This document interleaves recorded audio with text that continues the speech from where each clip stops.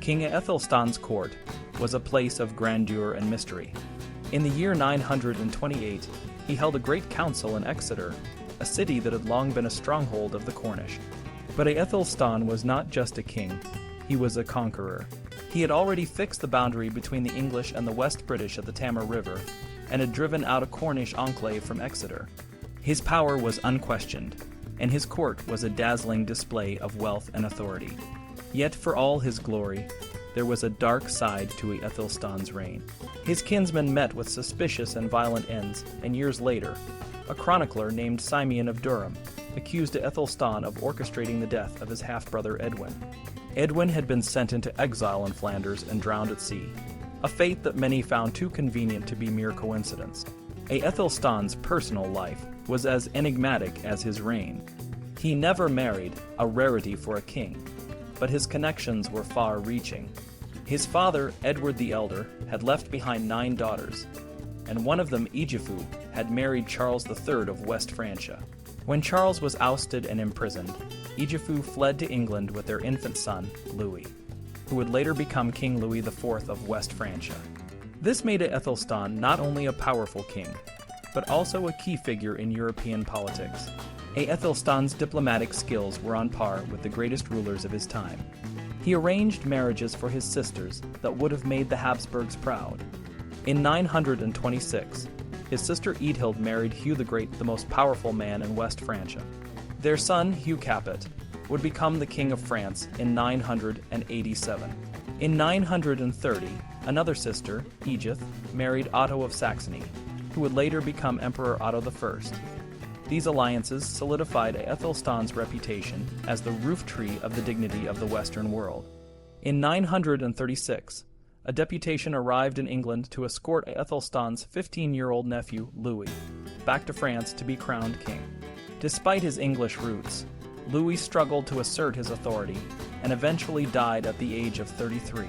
But his connections to Æthelstan and the English court had already made him a significant figure in European history. Æthelstan's court was not just a place of politics and diplomacy. It was also a center of culture and spirituality. He was an avid collector of relics, and his agents scoured Europe for the most extraordinary holy artifacts.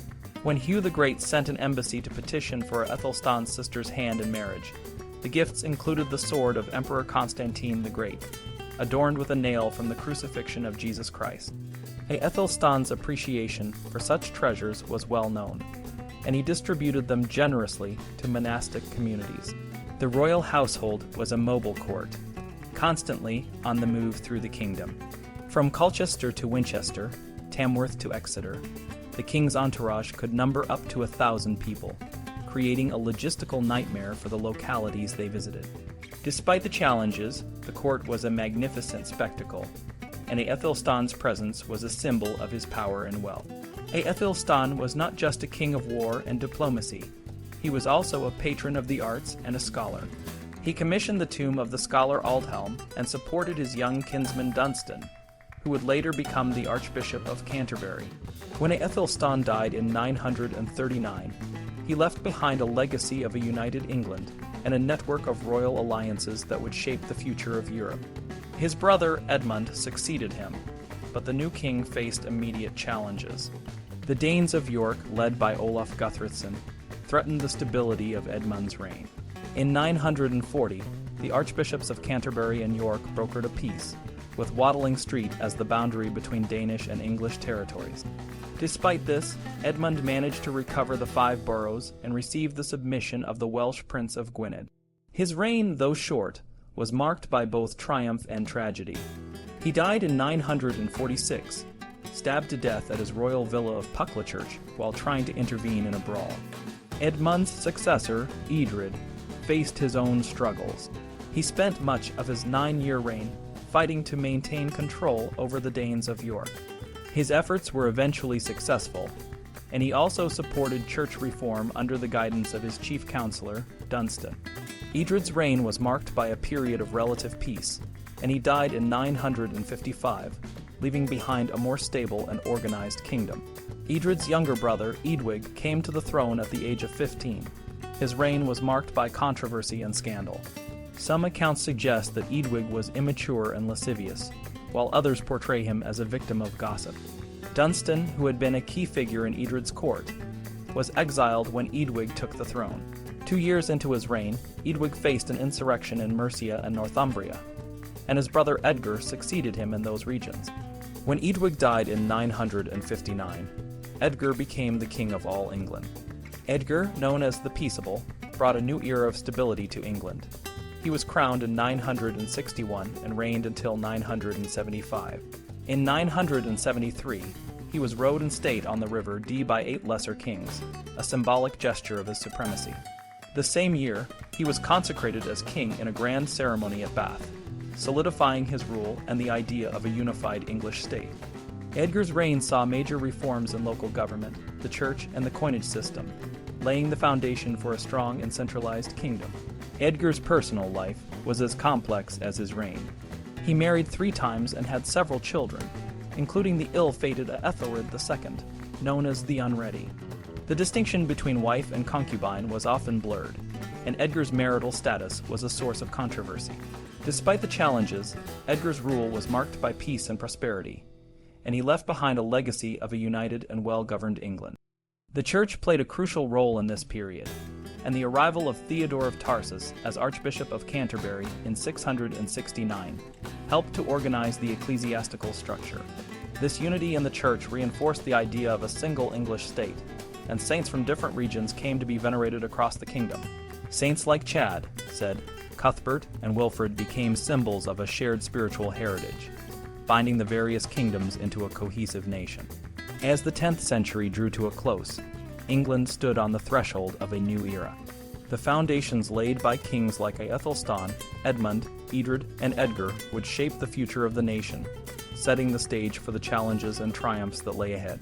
In the 8th century, building and supporting religious places like churches and monasteries were mostly the job of kings and nobles. But 300 years later, people of more ordinary backgrounds, what we might call the middle class, took on this role. Churches in those days were very much community places. People would gather not just for worship, but also for social events. The church was a bustling hub where people would chat, eat, and sometimes even drink a bit too much. Some church leaders, though, didn't always like this casual atmosphere. They wrote letters reminding people to behave properly and not to bring weapons into the church. The saints of England played a crucial role in the community. Some of these saints had Irish roots, while others, like Wilfrid, were more closely tied to the Roman Church. These saints acted like a network that connected the local people to the broader church and to the king. The church leaders of that time saw themselves and their people as a chosen group, much like the Israelites in the Bible. This idea was especially powerful after the Viking invasions, which were seen as a period of trial and hardship, similar to the Israelites wandering in the desert. The story of the Exodus, where the Israelites escaped from Egypt, would have resonated deeply with the Anglo-Saxons, who had also faced their own trials. Around the year 950, the English church underwent a significant change. This period, known as the monastic revival, was led by 3 key figures: Dunstan, Æthelwold, and Oswald. Dunstan, a man from a wealthy family in Somerset, spent his early years at Glastonbury, a place with a rich library. He was known for his artistic skills, including drawing and designing metalwork. He also had a talent for music, and was said to have a special connection with the Aeolian harp, an instrument that makes music when the wind blows through its strings. Dunstan entered the church and became abbot of Glastonbury, where he began to reform the monastery, introducing a stricter version of the rule of Saint Benedict. Æthelwold, who was born in Winchester and had connections to the royal court, joined Dunstan at Glastonbury and later became Bishop of Winchester. He worked to reform several monasteries, including the Old and New Minsters in Winchester, where he expelled the existing monks and brought in a new, reformed community. He also refounded monasteries in the Fens, a region that had been devastated by Viking raids. Æthelwold is remembered for the Regularis Concordia, a set of rules for monastic life, and for the magnificent benedictional of Saint Æthelwold, a beautifully illustrated manuscript. Oswald, of Danish descent, became Bishop of Worcester and later Archbishop of York. He was influenced by the reforms happening in Flanders and Lotharingia, and he founded the abbey at Ramsey, which became a center of learning and teaching. During this time, King Edgar the Peaceable supported the reforms. He made important changes to the law, such as the Whitbordistan Act, which instructed that his laws be written down and distributed widely. This act emphasized the importance of the king's decrees and the written word in the legal system. Edgar also made a significant ruling that the Danes in his kingdom should follow their own preferred laws, a decision that later influenced King Cedd to adopt the laws of Edgar. The use of written documents in law became more common during the reign of King Æthelstan. He issued several codes, some of which were written in the first person, indicating a more personal and direct approach to law-making. These codes were often sent to officials to ensure that they were followed. The Greatly Code, for example, specified that there should be a single, standardized coinage across the kingdom. It also set rules for moneyers, the people who minted coins, and established penalties for those who broke these rules. The coinage system in England became more sophisticated under Æthelstan and his successors. By the late 10th century, there were about 40 mints operating in England, and each coin was required to bear the name of the mint where it was made. This system ensured that the coinage was uniform and reliable, and it was respected both within England and abroad. The English coin, known as the penny, became a standard currency in northwestern Europe. The English state of this period was marked by a strong central government that used written laws and a standardized coinage to maintain order and promote trade. The Church, with its network of saints and monasteries, played a crucial role in both spiritual and community life. The reforms of the monastic leaders and the legal and monetary innovations of the kings helped to create a more organized and cohesive society. King Alfred, when he worked to manage his kingdom, was dealing with a system of lords, courts, and territories that was already old. In the 12th century, William of Malmesbury thought Alfred had created the hundreds and tithings, but this wasn't true. Alfred didn't change the West Saxon shires much either, as they were already there long before his time. However, Alfred did something very important. He built and fortified boroughs or towns which had a big impact on England's future. Some of these towns, like Winchester, even had streets that were good for markets. The shires, or counties, of England were mostly set up in the 10th century. Historians think that a lot of this work happened during the reign of King Edgar. The shires were well organized and lasted a long time. In 1974, when the local government was reorganized, only 3 historic shires, Cumberland, Westmoreland, and Rutland, were dissolved, and these were all created after the Norman conquest. One of the most important tools in Anglo-Saxon administration was the writ, a written message from the king. It was used to give instructions to reeves, local officials, ealdormen, regional leaders, and to announce things in the shire court, like land transfers and appointments. These writs were written in Old English, the language of the people, which made them easier to understand and use. The king's writ was usually sealed with a special seal, making it official and authoritative. After the Norman conquest, the use of writs continued, but they were often written in Latin. The Normans brought in a new style of document called a diploma, which was much larger and written in a grand, formal script. However, the practical details, like boundary markers for land, were often written in English. The writ charter, which combined elements of both writs and diplomas, started during the reign of Ethelred II and was written in English until 1070. These documents were read aloud in the shire court, and the beneficiary who paid for the document had to request it from the king. The use of written documents in government was not unique to England, but the use of the vernacular, the language of the people, was. This made the writ a powerful and effective tool in Anglo-Saxon administration. After the conquest, the English bureaucracy trained the Normans in how to use these documents, and the system continued to evolve.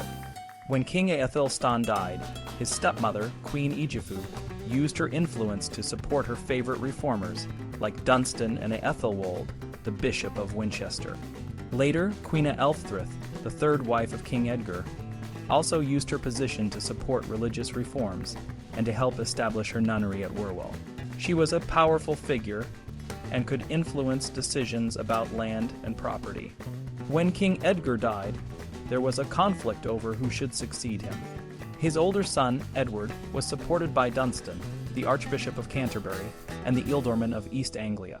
However, his younger son, Æthelred, had the support of his mother, Ælfthryth, and other powerful figures like Ælfr, the ealdorman of Mercia. Aelfrith argued that Ethelred should be king because she had been anointed queen during Edgar's coronation, which gave her and her son a special status. Despite this, Edward was initially made king, but he was murdered in 979, likely with Aelfrith's involvement. This led to Ethelred becoming king, but his reign was marked by political turmoil and Viking invasions. Ethelred, who was only a child when he became king, faced many challenges. He was often criticized for his decisions, which led to his nickname Unread Ill Counsel. Despite this, he was still seen as a warlord and ring-giver, and many of his subjects remained loyal to him. In 991, a major battle took place at Maldon, where the ealdorman Baethnoth led a force against the Danish raiders. The battle was a significant defeat for the English, but it became a symbol of heroic resistance and was celebrated in a famous poem. The Battle of Maldon showed that the Viking raids were a serious threat, and it forced Ethelred to rethink his strategy. He began paying tribute to the Danes, known as Danegeld, to try to stop their attacks. However, this only encouraged more raids, and the situation worsened over the years. Despite the challenges, Ethelred's reign saw the continued use of writs and other administrative tools, which helped maintain some level of order in the kingdom. One of the key figures during this time was Archbishop Cedd of Canterbury. He played a crucial role in the administration and was known for his diplomatic efforts. Cedd made a famous journey to Rome to receive his pallium, a symbol of his authority as archbishop. His travelogue, which records his journey, is a valuable historical document. Cedd's efforts to protect Canterbury Cathedral and his contributions to the church showed the importance of religious leaders in the administration of the kingdom. The wealth of the realm was a critical factor in these times. The king and the nobles had to manage the resources of the kingdom effectively to fund defenses against the Danes and to maintain the loyalty of their subjects. The system of shires and the use of writs were essential in this process, helping to keep the kingdom organized and functioning despite the challenges it faced. The Battle of Maldon in 991 marked a turning point for the English aristocracy, a group that had long enjoyed wealth and power. Just a few months earlier, in November 991, the grand celebration at Ramsey Abbey was a display of this opulence. Archbishop Oswald of York and ealdorman Æthelwine of East Anglia, the abbey's founders, presided over a feast that was a feast for the senses. Music filled the air, and the choirs sang in early polyphony, a new style that was breaking away from the traditional monophonic singing. The organ, a recent addition to church music, added to the grandeur, and such instruments were now found in most important Benedictine abbeys in Europe. The monks of Ely, another prominent abbey, recovered the body of ealdorman Baethnoth after the Battle of Maldon and gave him a grand funeral. The church was adorned with gold and silver, some of which had been donated by Baethnoth himself. This wealth was not unique to the church. It was a reflection of England's prosperity. King Ethelred, for example, had a reliquary made for St. Swithun's remains, using 300 pounds of gold and precious stones. This wealth, however, made England an attractive target for Danish raiders. The raiders demanded a tribute of 10,000 pounds after Maldon, and this was just the beginning. Over the next few years, the Danes demanded even more, sometimes in the form of gold and silver. The English were able to pay these tributes because their monetary system was sophisticated and effective, as evidenced by the vast hoards of coins found in Scandinavia. One coin issue alone, the quatrefoil, is estimated to have included 40 million coins during Cnut's reign. Despite this wealth, the English were struggling to defend themselves. The strategic defenses put in place by King Alfred, such as garrisoned forts and a standing army, seemed ineffective. In 994, a large Danish fleet led by Olaf Tryggvason and Sweyn Forkbeard attacked London but was repelled. The Danes, however, retaliated by ravaging the countryside from Essex to Hampshire, and the English government agreed to another treaty, paying more money and bullion. In 1002, King Ethelred, desperate to stop the raids, ordered the St. Brice's Day massacre, commanding the killing of all Danes living in England. This brutal act only worsened relations, and may have prompted Sweyn to return to England the following year. Æthelred, seeking allies, married Emma, the daughter of the Duke of Normandy. but the marriage was likely political and did little to improve the situation. The Danes continued their raids, and in 1006 they arrived in even greater numbers, demanding £36,000 in tribute. The English government, recognizing the need for a stronger navy, ordered the construction of warships. However, the project was marred by corruption and mismanagement, and the fleet was destroyed in a storm. The Danes, seeing England's vulnerability, returned in 1009, led by Thorkel the Tall. Thorkel's forces wreaked havoc for nearly 2 years, raiding and pillaging with impunity. In 1011, they captured Canterbury and took Archbishop Aelf hostage. Despite attempts to ransom him, Aelf, he refused, and the Danes, angry and drunk, killed him in a brutal manner. This event further eroded the king's authority and public trust. Treason and factionalism were rampant at the English court. Eadred Striona, an ealdorman appointed by Æthelred, was a notorious figure, accused of betraying his own people. He was involved in the deaths of important figures, including Aelfhelm, the ealdorman of Northumbria, and his sons. Eadric's actions, along with other court intrigues, weakened the king's position. In 1012, the Danes, led by Thorkel, agreed to serve as mercenaries for Æthelred, but this did little to stop the raids. In 1013, Sweyn of Denmark invaded again, and his forces quickly gained control of much of England. Sweyn's son, Cedd, also played a significant role, and it was during this time that he met Ælfjafu of Northampton, who later bore him 2 sons, Sweyn and Harold. The years leading up to 1013 were marked by ongoing Danish raids, heavy tributes, and internal strife. Despite the wealth and sophistication of the English state, the failure to effectively defend against these attacks highlighted the weaknesses in the kingdom's leadership and military strategy. The stage was set for a dramatic change in England's future. The story of England in the early 11th century is a tale of battles, betrayal, and a changing of the guard. King Æthelred, known as unread or ill-advised, had been on the throne for a long time, but his reign was marked by constant attacks from Danish invaders. One of these invaders, Sweyn Forkbeard, managed to take control of the country, but his rule was short-lived.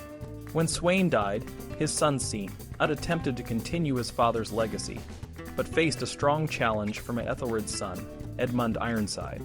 Edmund, a brave and determined leader, managed to push back against Cedd, and even secured a deal that divided the country between them. However, Edmund's reign was brief, and he died just a few months after the agreement. With Edmund gone, Cedd took control of the entire kingdom. Cedd's approach to ruling was different from what came before. He wanted to create a stable and peaceful England, and he did this by marrying Æthelred's widow, Emma. This union was not just a political move. It was a symbol of unity between the Danish and English people. Cedd also worked to integrate Danish and English traditions, using the laws of King Edgar to govern the land. He rewarded his loyal followers with land and titles, and he disbanded much of his fleet, ensuring that the Danes who stayed in England were well taken care of. Cedd's rule saw the rise of powerful earls, such as Godwine, who became one of the most influential figures in the kingdom. Godwine, known for his eloquence and strength, was a key ally of Cedd. He married into the Danish royal family and had several children, including Harold, who would later become King of England. The church played a significant role during this time, with figures like Archbishop Wulfstan and Saint Aelf, who was brutally killed by Danish soldiers, becoming symbols of resistance and faith. The construction of grand churches and the building of organs, like the one at Winchester, showed that despite the chaos and violence, there was still a strong sense of cultural and religious pride. Cedd's reign brought a period of relative peace and stability, but it also marked the end of the Anglo-Saxon dynasty. The last full-blooded English king, Edmund Ironside, was gone, and the future of the kingdom was uncertain. Cedd's marriage to Emma and the birth of their son, Harthacnut, meant that the next king would be a product of both Danish and English blood. As Cedd's rule solidified, he worked to ensure that the Danish and English people lived together in harmony. He honored the past by building a church at Æthelstan to commemorate the fallen, and he worked to repair relations with the church and the people of London. By the time of his death, Cedd had transformed England into a kingdom where Danes and English could coexist, setting the stage for the next chapter in the country's history. The legacy of this period is a mix of conflict and cooperation, of old traditions and new beginnings. It was a time when the foundations of modern England were being laid, and the story of Cedd and his reign is a pivotal part of that history.